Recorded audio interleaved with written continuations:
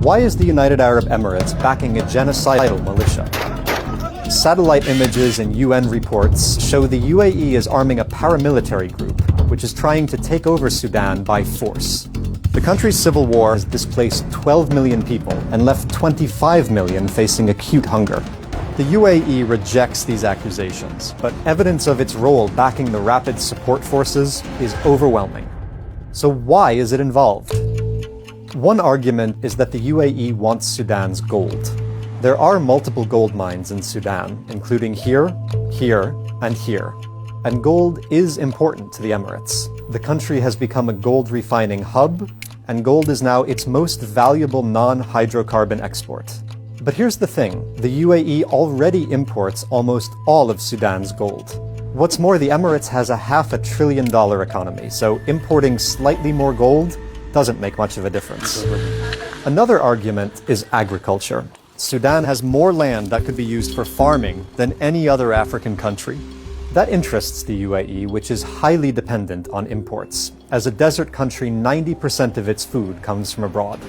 But the UAE already controls tens of thousands of hectares of Sudanese farmland and imports tens of millions of dollars of its crops. Others suggest that the UAE is after geopolitical influence. Sudan has a large coastline on the Red Sea. That makes it a strategic location for trade and security. But there's another explanation, a more compelling one. The UAE seems motivated by ideology.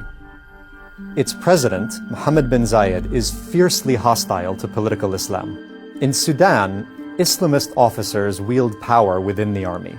That seems to be why the UAE is backing a militia that's fighting against the army.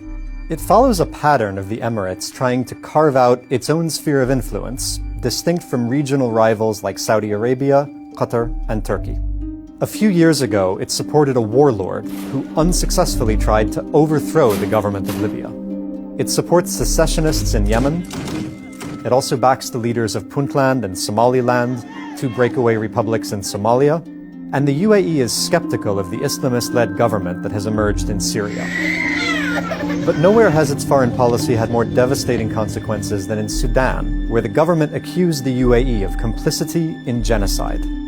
The UAE's policy has managed to anger America, China, and Russia, no small feat in 2025. Even though the RSF has lost some ground, there are no signs that Emirati support for the militia is waning.